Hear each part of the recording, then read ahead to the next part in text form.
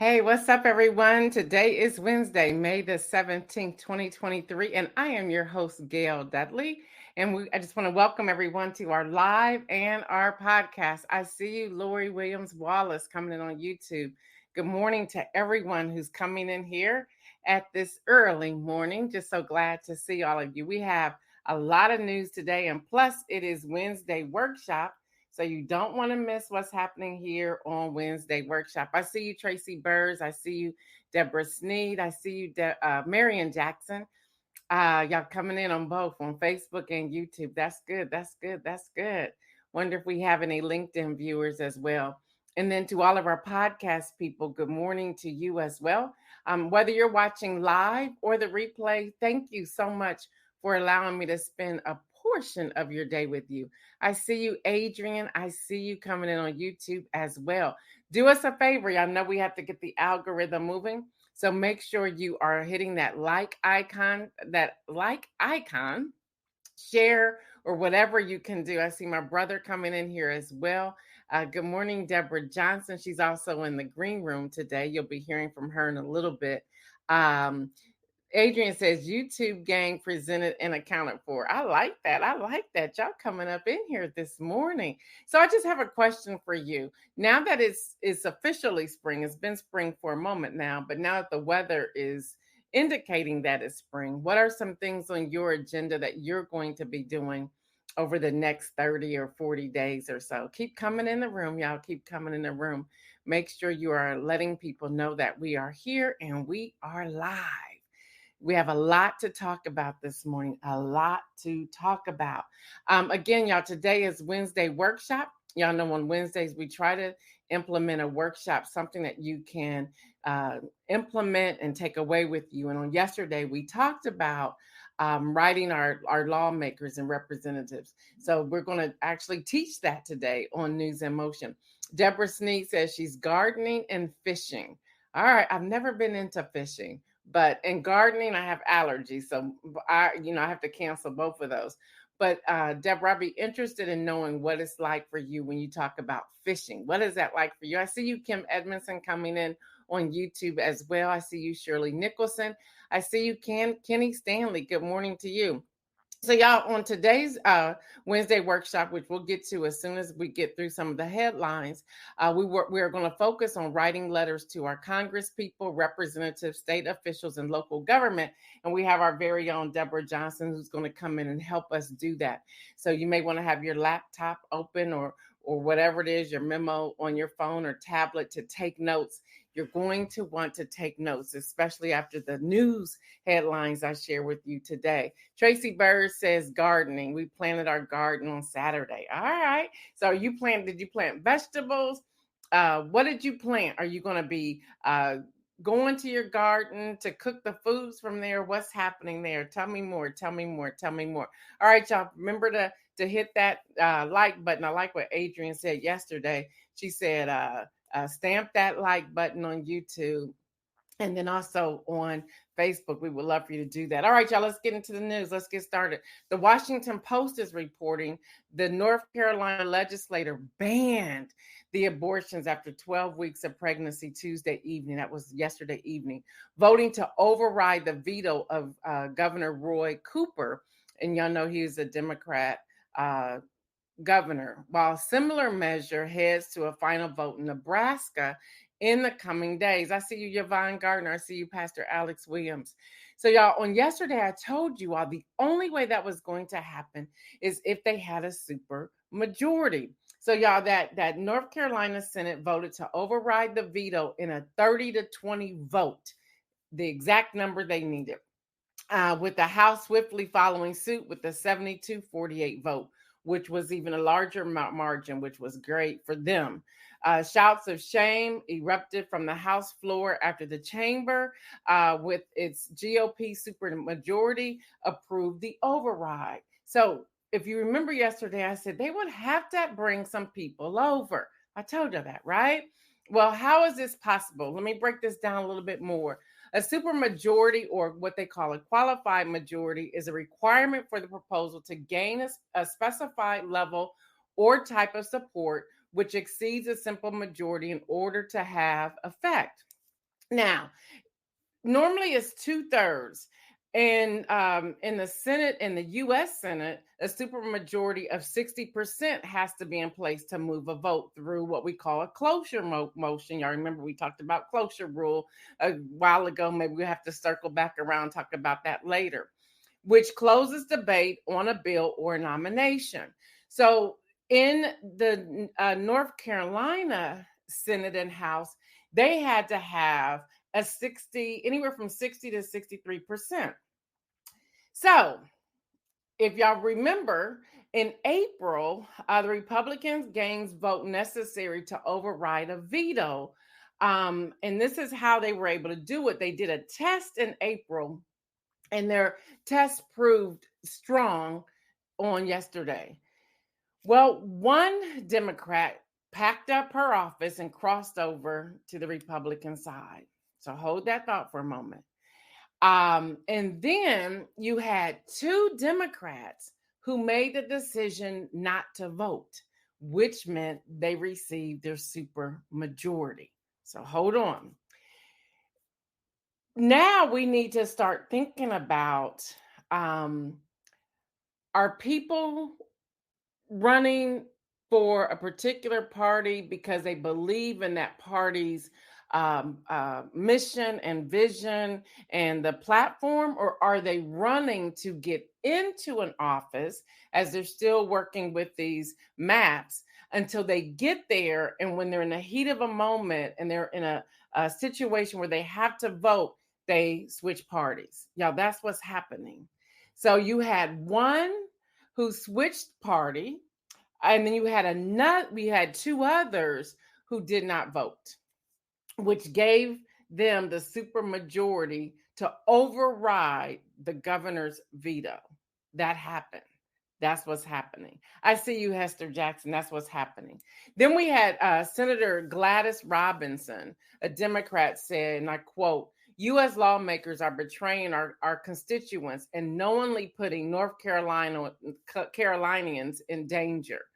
She goes on to say, this monster abortion ban will lead to substandard care, which I want to also talk about. Now, let me be very clear. I'm reporting the news. I'm not saying I'm for or against. I'm simply reporting the news. I see you, Judy Neal. Kim Edmondson said, it's the okie doke. Listen, this is crazy. So follow me, y'all. So town halls and writing your lawmakers need to be in the forefront of what we're doing. Again, we have a Wednesday workshop that's going to talk about that in a little while. Not yet. Let me get through some news here. I see you, Robert Holman. Now, notice lawmakers are running on a ticket, they're getting voted in, and then they're changing parties. Here's how we can limit some of this. Number one, we need to know their voting record. I say it over and over again. We have to do our due diligence and our homework before just going to the voting booths and voting for somebody, or completing your absentee ballot and voting for somebody. Do you know who the people are? We have to do our due diligence and our homework, y'all. So know their voting record. You can tell by their voting record what they really stand for. And also in that voting record, what they're not voting for. Like the two who chose not to vote, you will see some sort of ongoing consistency there, that they're not voting, that they're abstaining, they're just not voting. That should send you a message, because we vote them in there to actually go on the floor and vote. Also, what is their community engagement? How engaged are they in the community? Number three, what's their platform? What are they really talking about? What's their messaging that goes along with their platform? Number four, their talking points. You can tell a person by their talking points. What are they talking about? What are they familiar with? Number five, identify what they are not saying. If they're not answering questions, identify that. If there's a question on the floor, especially when you're in town hall meetings and they're not answering those questions, that should be a red flag for all of you. I see you, Regina Shorts. Good morning to you. Number six, identify their inner circle. Who are they hanging out with? Number seven, their super PAC, their corporate sponsors, the advertisements. Who's backing them? That says a lot, because then you do your due diligence on those individual people as well. That gives you some frame of reference of how they really stand. Number 8, y'all know this. Maya Angelou told us a long time ago, when they show you who they are, believe them. And number 9, what is your gut telling you? Y'all, here are just 9 points. So you're kind of like getting 2 workshops today on a Wednesday workshop. But y'all, this is important. And I'm going to tell you why. Let me keep going. NBC News is reporting that on Monday, the Supreme Court agreed to hear a case from South Carolina Republicans who hope to restore a congressional district that is a lower court ruled was racially gerrymandered. That's these mappings, y'all. That's the map. Now, the district covers Charleston County and the city of Charleston. It was redrawn after the 2020 census and is represented by Republican Nancy Mace, who barely won that seat. And she won that seat after the mapping. So we have that. So the Supreme Court has agreed to hear this case. Now, keep going. We have Sherelle Parker, former city council member who campaigned on hiring more police. She won the Democratic nomination for Philadelphia mayor on yesterday. Then we also have Danielle Cameron, Trump-backed Kentucky's attorney general and an ally of Mitch McConnell. Daniel Cameron, AG Daniel Cameron, was the former aide of Mitch McConnell, won the state's Republican nomination for governor. That vote will take place in November. In his victory speech on Tuesday night, what Mr. Cameron said were these words: "The Trump culture of winning is alive and well in Kentucky." His words. Black man, his words. The Trump culture of winning is alive and well in Kentucky. Now, many still have questions about AG Cameron and the Breonna Taylor investigation. Let's not miss that. And I'm sure that's going to come out now that they have identified the slate, the 2 who will be running, the Democrat and the Republican, who will be running for that final seat governor for November. Breonna Taylor's family and attorneys have said they didn't feel that AG Cameron went far enough in his investigation. Y'all remember that. Y'all, we cannot have amnesia. We have to remember the steps and what's happening. Just because you do not live there doesn't mean that you cannot play a part in that voting system through donations, campaigning, reaching out to your friends and family. And that depends upon who you are supporting in that race. Okay, so we're just still unpacking this. Y'all, today's workshop is important because let me move on. You have Kevin McCarthy, the Speaker of the House, who moves to block a vote to expel George Santos. Yes, as y'all know, he was indicted last week, George Santos. He's still running for re-election for 2024. You had people in the House who moved to set up a vote to expel George Santos. But yet, because there's a narrow majority in the House, the U.S. House of Representatives, Kevin McCarthy needs him to stay in that place. So he has blocked the vote to expel him, and it's just not happening. So they say ethics already has an expulsion resolution on its plate that has language since being referred here in February, and that's coming from HuffPost. Yes, Kim Edmondson, he needs Georgie boy. He needs him. So if that's not enough for all of us to be like, what is going on? You have Democrat Donna Deegan, who flips the mayor's office in Jacksonville. Yeah, that happened, y'all, on yesterday. Deegan is replacing Republican Lenny Curry, who was first elected in 2015 and couldn't run again because of term limits. And that's the Associated Press that is reporting that. Now, what's significant about that is in Florida, and it speaks to the possibility of Ron DeSantis running, saying he's running for the 2024 presidential election. Ron DeSantis received another blow on yesterday. Good morning, Dr. Antoinette. Ron DeSantis received another blow on yesterday because his back candidate for Kentucky lost as a third place loser in this primary for governor.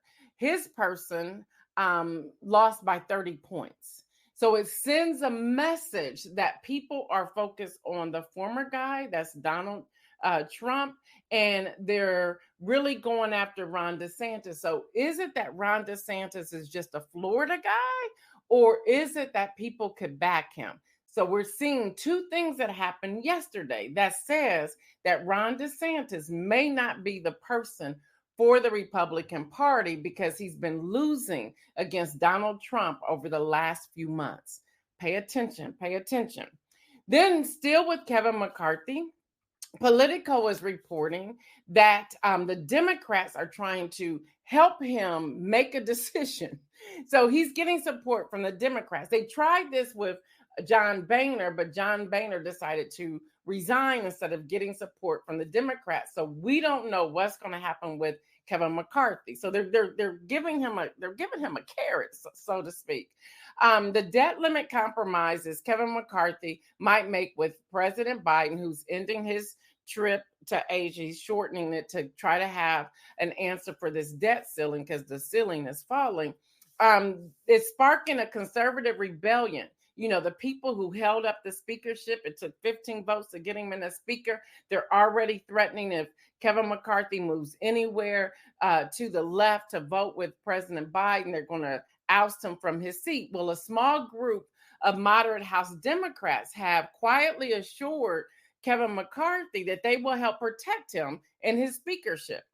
They're saying, if you just vote for us, we're going to block the vote when they try to put you up to kick you out. We're going to vote to keep you as speaker. So they're giving him a soft landing. And we don't know what Kevin McCarthy is going to do because, you know, he still has the former guy in his ear. So we're in trouble one way or the other. So here's an opportunity to begin writing into your lawmakers to say, stand up, hold the line, whatever it is, however you feel that you want to vote. Adrian says, that sounds like a chess move. Yep. Anita Dawson says, flip the office in Florida. Yep. Y'all, these things are happening. So we have to continue to become aware and knowledgeable of what's happening. So we have an assignment today. We're going to bring on Deborah Johnson, DJ Right from the Heart. That's her podcast. She has worked in these offices, y'all. She's been on Capitol Hill. She knows what she's talking about. It's time for us to pay attention. Many of you have asked, and I've given you like some information, but y'all been saying you want a workshop. Well, one of the promises we made going into this quarter was that we were going to begin teaching these things. So bring on in Deborah Johnson, Isaiah, if you don't mind.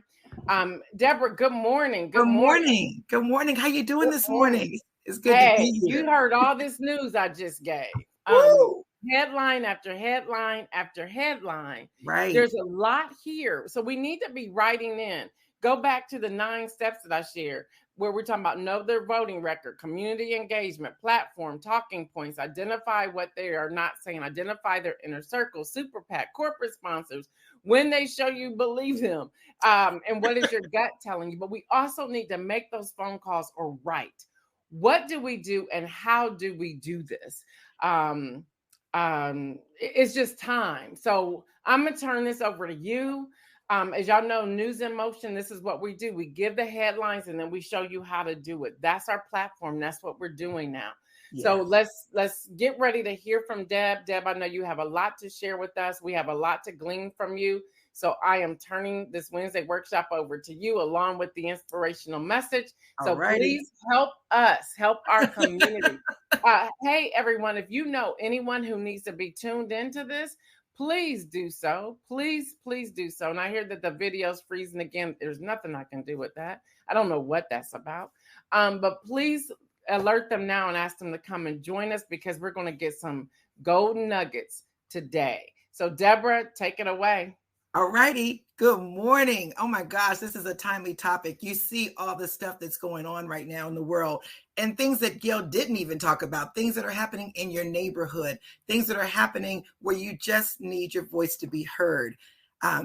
This is an important time in our history, and I'm just going to be going through a couple of steps on what you need to do when you are writing a letter to an elected official. I come from a political family. I have worked on as a page in the Ohio Senate for 3 years. I was on Capitol Hill as an LBJ intern, actually answering these letters and researching these letters. And then early in my federal career, and for most of my federal career, I was responsible for getting these letters. We got the thing that's called a congressional, and we were on the clock. The moment that letter came in, we had about 5 days to turn it around. I'm telling you this to let you know, when you write, it is powerful. People are going to respond to whatever it is that you're asking, but you got to ask. Okay. And it starts with a well-written letter. A well-written letter. Today, we're just going to talk about why you should write it, when you should write it, and then how to write it. We do not have time to go over long and drawn out ways to do that. I can do that at another time. If you are working someplace or in a community organization where you would like me to come out, I can do that and walk you step by step on how to advocate in writing to your elected official. But I want to start today, just in this short time that we have, just having you look at why you should write, like why you should write it, why you should write this letter to your elected official. There are a couple of reasons why you should. Sometimes you're just doing it to oppose or to oppose the proposed law, the policy, or some kind of course of action. If you see something happening and you say, no, this isn't right, this is when you write a letter. If you want to explain to an official how a particular issue affects you or your group, you need to put it in writing. If you want to express support for a proposed law, policy, or course of action, this is when you write. In any of these above cases, the letter may include information about the issue that the official may not have. This is important. You might be sitting there week after week. We hear Gail say things that, oh my gosh, why don't elected officials know this information? They need to hear this.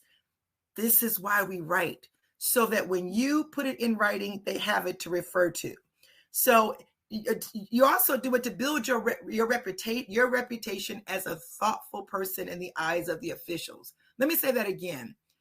You might be sitting there right now with all kinds of information. You might have expertise, and they don't even know who you are.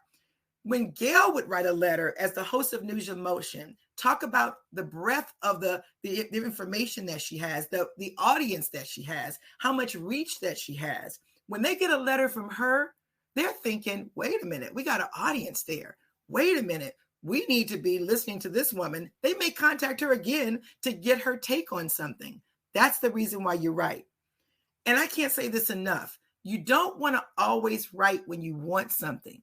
You want them to see you as somebody who's supporting them as well. When your elected official has done something right, write them to thank them for any support that they've given on an action that you are interested in.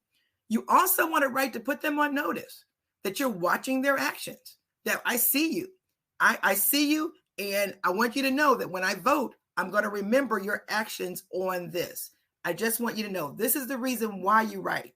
Okay, and those are just a few. There are lots of reasons why you write, but timing is the key. When you write means everything. If the vote is tomorrow and you're just putting pen to paper, it's too late. You want to consider when this certain action is coming before the body. So if there's a key piece of legislation that's going to be in committee and they're right now thinking about it or working through it, this is when you want to write. If it's tomorrow, then you want to write an email. I talk a lot about writing by hand, writing from the heart. But when you have time against you, you want to jump right in, put together a well-crafted email and get it out. But I will tell you this, the letters that get opened are the ones that are written by hand. I don't necessarily mean that the letter inside the envelope has to be written by hand. And certainly if it's illegible or your handwriting is not great, don't do it. Just type it out. But I can tell you when they see that letter, because we don't get very many. When you don't get very many by hand, you want to do it. Because technology is such that thousands and thousands of letters are coming through, emails are coming through. Letters that are written by hand, letters that are mailed in really make a difference. So When you want someone to consider an action or a policy, when there's an upcoming vote on that policy that concerns you, when you need information just before an election, you want to write a letter and you want to write it by hand. Just before the budgeting process, guys, listen to this. You might make a really good point, but if there is not money already in the budget earmarked for it, it's not going anywhere. They might say, man, I wish we had this information a long time ago. I wish we had it when we were budgeting for this. But now your great piece of information, your great suggestion is probably going to have to wait until the next budget cycle, even if it's good, if there's no money appropriated for it. So when you have a concern that's local, regional, state, or provincial, or even nationwide, you know it's coming up and they are in budget talks, this is the time to write. Okay, this is the time to write. So how do you write a public official, right? You're probably sitting there thinking, I've never done that. I haven't even written a personal letter to my child. How do I write a public official? First of all, decide on who you're writing. Is it your congressman? Is it your council person? Is it your state rep? Or is it the person on your city council?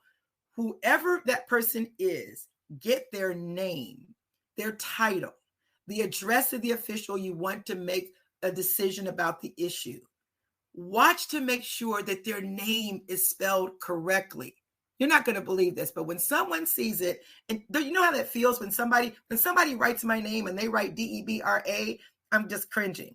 And I'm focused on that. That's not my name. They didn't do that. It's not taken as seriously as when you have their name spelled correctly. And trust me, if you don't have the proper address, it's not going to get there. And if it possibly gets there, it's going to get there too late. An incorrect name counts against you. So make sure you get it right. If you're not sure about the spelling, and sometimes they're difficult, look it up and check and recheck. So email or letter. I'm going to always tell you, if at all possible, write the letter. Handwritten letters get more attention than pre-printed materials. When you get those mass letters that come in and they all look the same, after a while, you're pushing them aside. Oh, okay, that's that letter from, oh yeah, that's that group. They got 10,000 coming in. I'm not saying that they're not effective sometimes, but when you write a letter, actual handwritten letter, it stands out. Somebody's going to pull it up. I was that person going through the mail. I loved going through the mail when I was on Capitol Hill. You pull it out, okay, and you'll know it and you'll look at it. So in our time remaining, and I know it's going quickly, I'm just going to give you 5 tips for writing an effective letter. Number 1, be original. Consider writing your own original correspondence. I know many organizations, advocacy organizations, send you out a script and they say, here, use this and just sign your name. What I would tell you is use that as a start. Okay, use that as a start, but an original letter from a constituent is worth 1,000 of those pre-printed letters. If you write an original thing and they know it's coming from you, whether it's on a postcard, whether it's in a letter, people can just feel that you're being genuine and they're going to pay attention to your words. Okay, so that's number 1. Be brief, be original. Number 2, stay brief. Stay brief. The maximum length of a letter that you are sending to an official is 1 page. Trust me on this. You go on and on and on and on about your issues and how you feel. People have lost it. They don't, what are they asking for? What are they trying to say? It's going to be set aside, or the person's going to glaze over. I'm going to glaze over. When I was in the office and you see those letters and you see 15 pages, you're thinking to yourself, yeah, right. What are they trying to say? 1 letter, 1 page. And keep in mind that a legislative aide is going to write this letter and they're going to summarize it for the member. So whatever body you're writing to, summarize it for them. People love that. I love that. Here are my points. This is what I want you to do. It's 1, 2, 3. Those letters get forwarded. Those letters make it easy for the person who is reading them to send them forward. So number 3, when you are first, so you're going to be brief, but now you got to state who you are and what you're writing about. So you want to identify yourself as a constituent. This is important.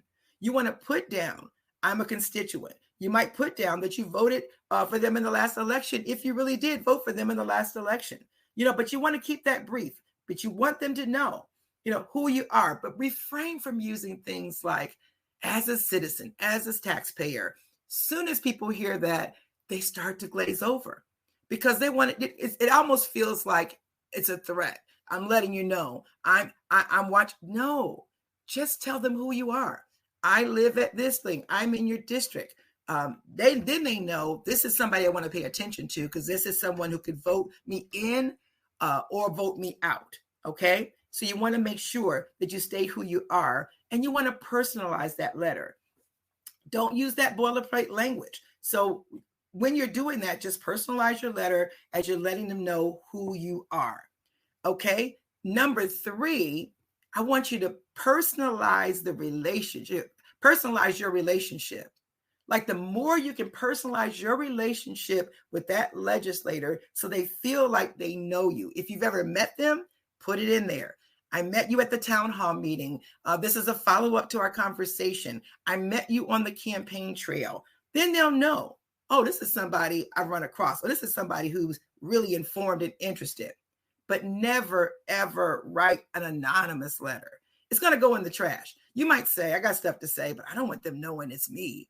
Well, absolutely. If you have something to say, you should be able to put your name behind it. You should personalize that and put your name on it. Anonymous letters are going to go in the trash. And so I want you to know that. The last thing I want to tell you, and that is point number 5, the other one was 4, is 3 points. Do not write 10 million issues in one letter. They're just trying to figure out what committee it goes to. They're trying to figure out what we do with this.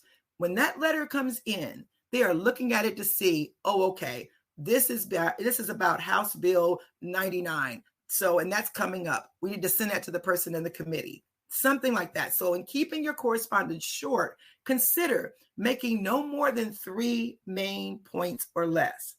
And you may have to flesh them out. You might have to write several letters. If you've got a lot of different issues, don't put them all in one letter.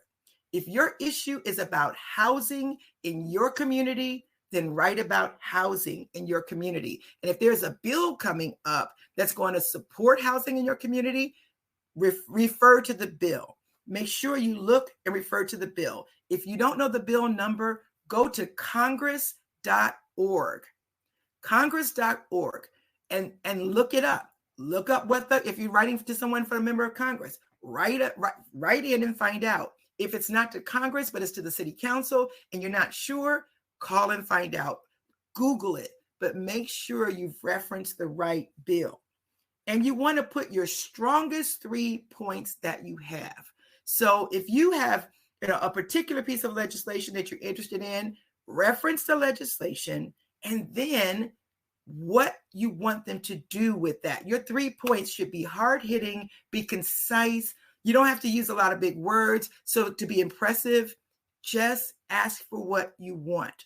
You just ask for what you want. You say, this is Senate Bill 99. I'm opposed to it. I am for it. This is how I would like you to vote on it. This is why I would like you to vote on it. This is why it's very important that it happened this time around. If you have that information, you want to make sure you put that in. How, when, why. I can't stress this enough. My very last point is be respectful.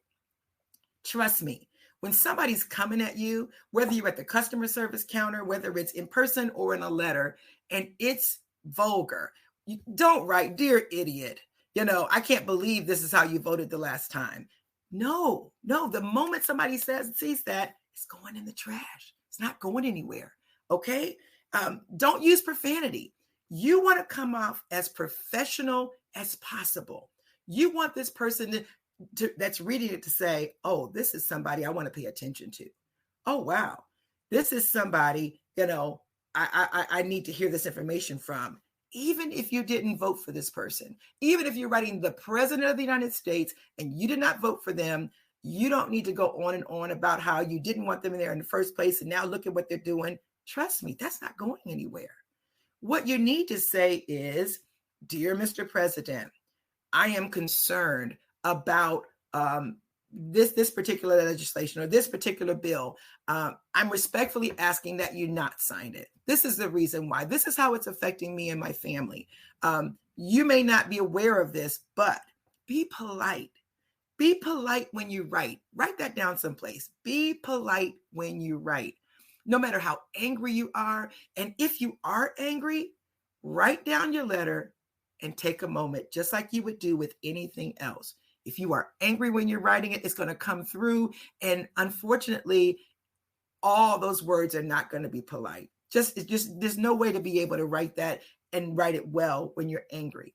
Wait till the next day, read that letter again, and decide, what is it that I'm trying to say?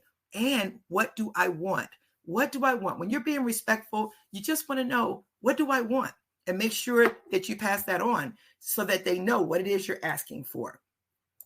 This doesn't mean that you have to gush either at the person. You don't have to go on and on with compliments. It's not necessary. And actually, it comes off as insincere. Just be polite when you write. There are a couple of things that you absolutely want to make sure you do not do.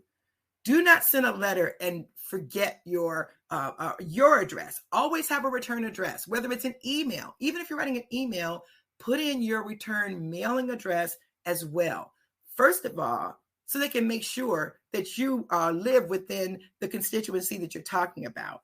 And even if you're not, you might say, I don't live in this area, but I'm concerned about this. So they'll know other people are looking at them. But if you put down that you live there and you put your address down, they'll look it up. We used to look it up to make sure, is that person really in our district? When you're trying to decide who to respond to, and you have so many priorities that you're trying to put together, you just want to make sure that you do that.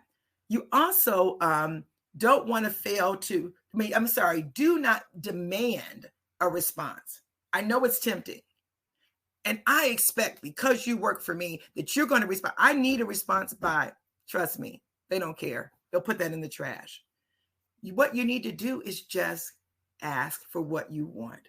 Ask for what you want. You want to be concise. You want to make sure that you tell them who you are. You want to make sure that you proofread the letter. Oh my gosh, I can't tell you this enough. Proofread the letter.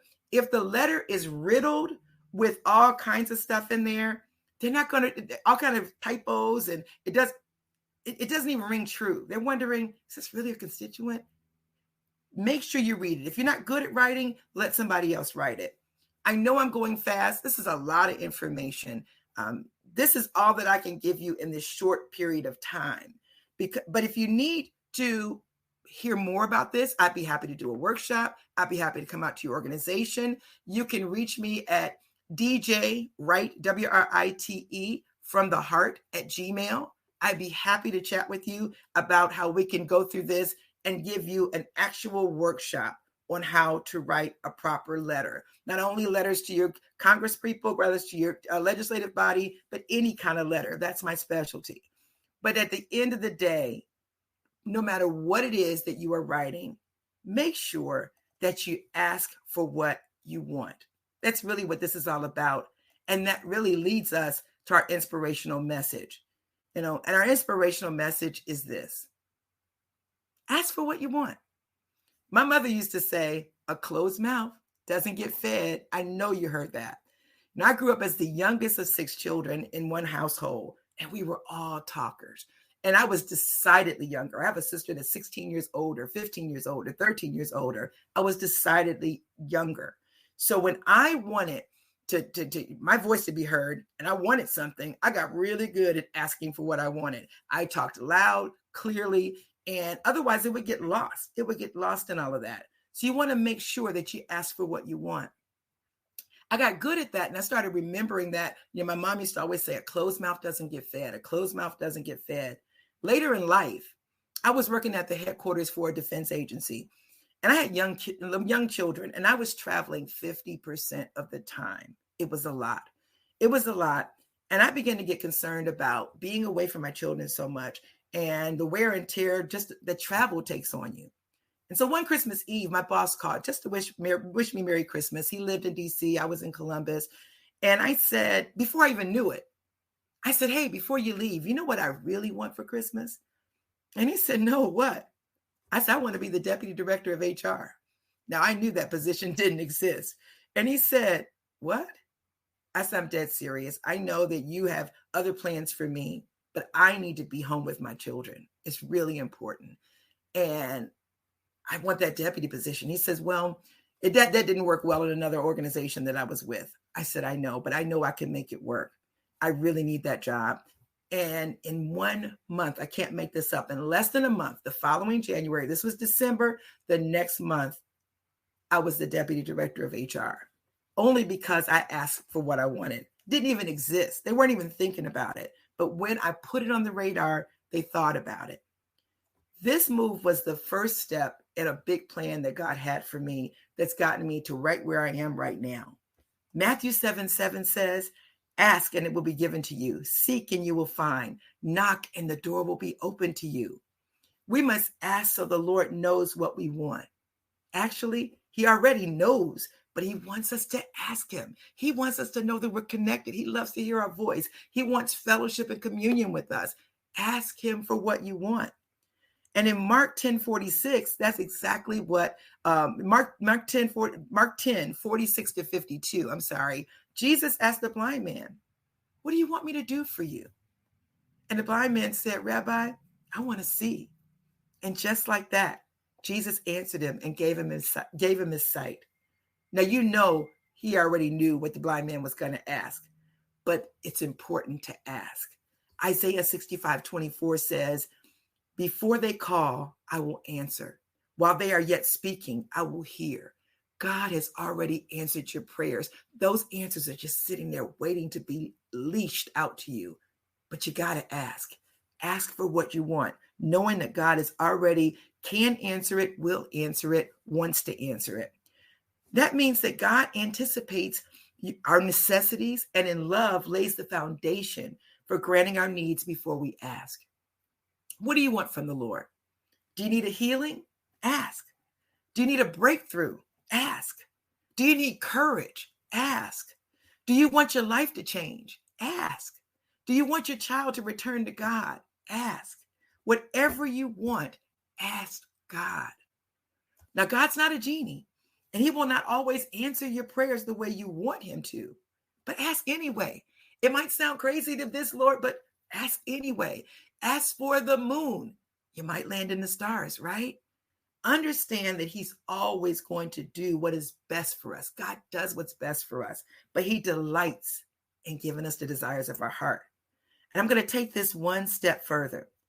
And I want to encourage you to write your prayers down so that you can see when you ask. Write your prayers down, write your requests down, write a date when you ask them, and then keep track of them when God answers. It is so wonderful when you look back on your prayers and see how many God has answered.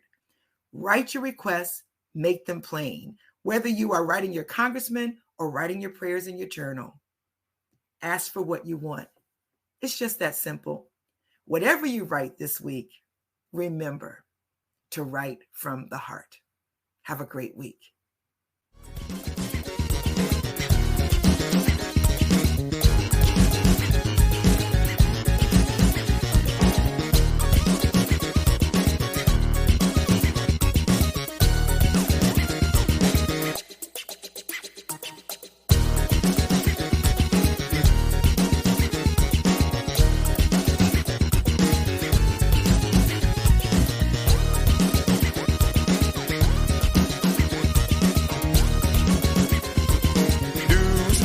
Motion.